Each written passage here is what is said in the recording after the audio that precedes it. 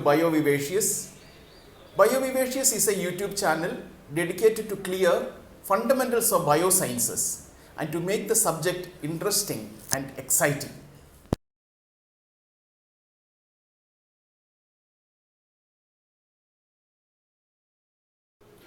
In earlier sections, we have looked at pentose phosphate pathway from the perspective of what's the significance of this pathway, where does it occur, what are the requirements, which are the two independent pathways which are operating in pentose phosphate pathway, etc. Remember, we did speak about the multiple roles this pathway plays. And this pathway, though it has got two stages, it can stop anywhere. Okay, it can stop after the first stage, or in certain tissues it can only operate the second stage as well, or in certain tissues both the stages. So therefore, we are going to discuss about 4 different modes of this pathway. The first one that we are going to see is if a cell requires more ribose than NADPH. You know that ribose 5-phosphate is required for synthesis of nucleotides, especially for where highly reproducing cells where DNA has to be synthesized. So all the glucose 6-phosphate has to be converted to ultimately into ribose 5-phosphate. So you will see that glucose 6-phosphate, it will go through this pathway. It will have the this conversion where all the fructose 6-phosphate will be converted to ribose 5-phosphate. So you will see there is a thrust given to for the production of ribose 5-phosphate, and the requirement is you need more ribose 5-phosphate than NADPH. And you will also see that the glyceraldehyde 3-phosphate which is formed, it is also getting converted into, with the action of transketolase and transaldolase, it is getting converted to ribose 5-phosphate. So all those tissues where nucleic acid synthesis occurs, this reaction will occur. Let us write a stoichiometry for this particular mode. So therefore, you will have glucose 6-phosphate plus you need ATP molecules, that is getting converted to ribose 5-phosphate plus ADP and HI. So therefore, when you write a balanced equation, you will see that you need 5 glucose 6-phosphate molecules, and that will result into 6 ribose 5-phosphate. So totally 30 carbon atoms. So this is in the first mode when the ribose requirements are greater. The second mode is if the need for ribose 5-phosphate and NADPH are balanced, then it will undergo the normal pentose phosphate pathway. So therefore, glucose 6-phosphate will be produced into converted to ribulose 5-phosphate, okay, and that will be converted to ribose 5-phosphate. So this is the pathway. So effectively, it will also produce ribose 5-phosphate and it will also produce NADPH plus H plus. So 2 molecules. So this is the normal mode if our requirement for ribose 5-phosphate and NADPH are balanced. So we can write an overall equation for this. So that will be glucose 6-phosphate plus 2NADP plus H2O. That will give us ribose 5-phosphate plus 2NADPH plus 2H plus and CO2 molecule is released. So this is going to be the overall equation if the requirement for ribose 5-phosphate and NADPH are balanced. The third situation is we need more NADPH than ribose 5-phosphate. So we have seen earlier that where reductive synthesis is taking place, where fatty acid can be, it can be catecholamines, it can be cholesterol, it can be steroid hormones. Where this reductive synthesis is taking place, it requires more of NADPH, like adrenal gland, liver, testes, adipose tissues, ovary, mammalian glands, etc., mammalian tissues. So all these requires more NADPH. So let us see what kind of reactions happen so that it produces more of NADPH. So we begin with the glucose 6-phosphate pathway. So that will result into ribulose 5-phosphate and it will produce 2 NADPH. And ribulose is converted to ribose. Now what happens to ribose is, now ribose will be converted back into fructose 6-phosphate.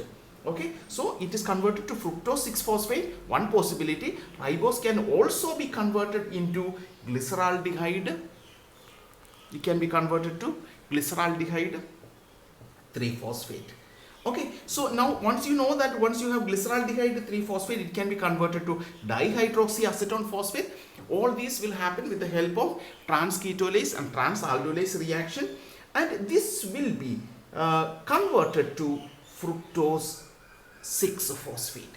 Now once you have fructose 6-phosphate converted back into glucose 6-phosphate, so therefore this pathway, this portion will be given priority. So therefore your need for NADPH can be met. So therefore ribose 5-phosphate is not given importance, so production of NADPH is given more important. Let us write a stoichiometry for this overall reaction.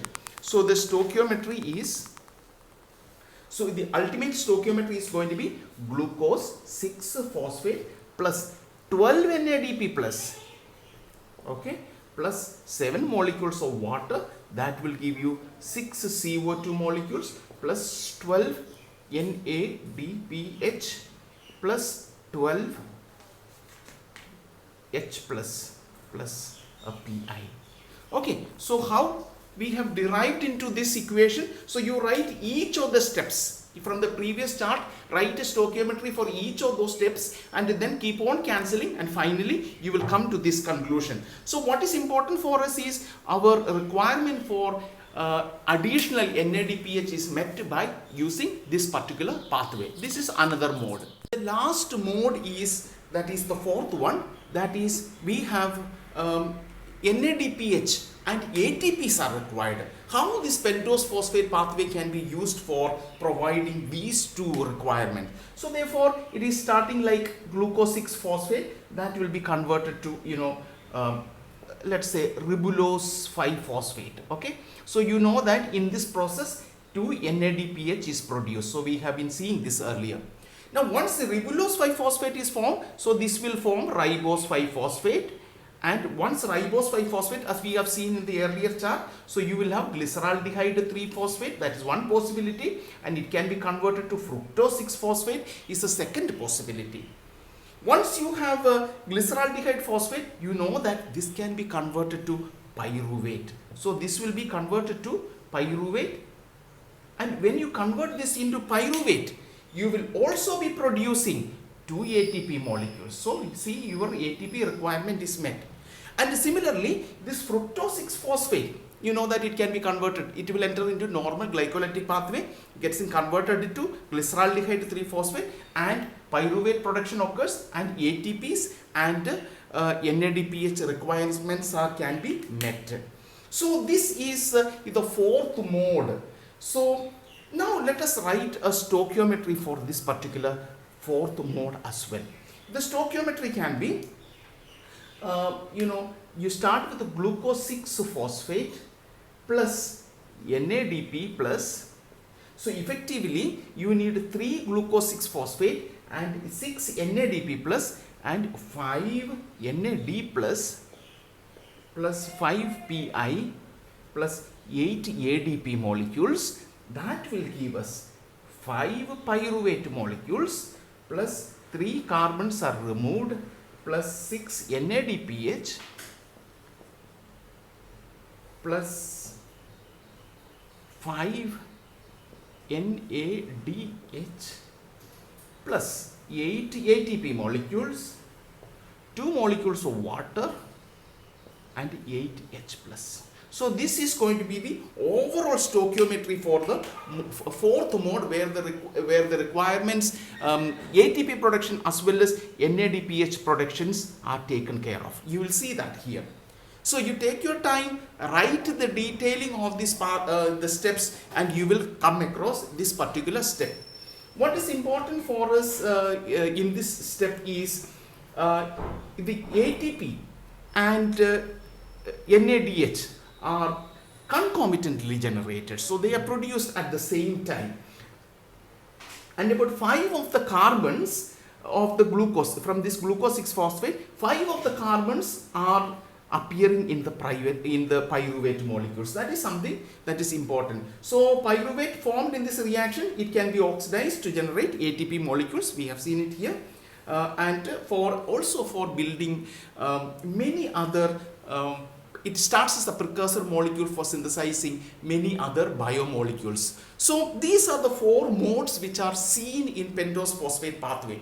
So therefore, by giving these 4 modes, what is important for us to understand is pentose phosphate pathway has got multiple roles. It is not, a one directed pathway. It has got multiple roles to play. So the whole point of explaining this 4 mode is to establish that it can meet multiple roles in a system. That is the main thrust.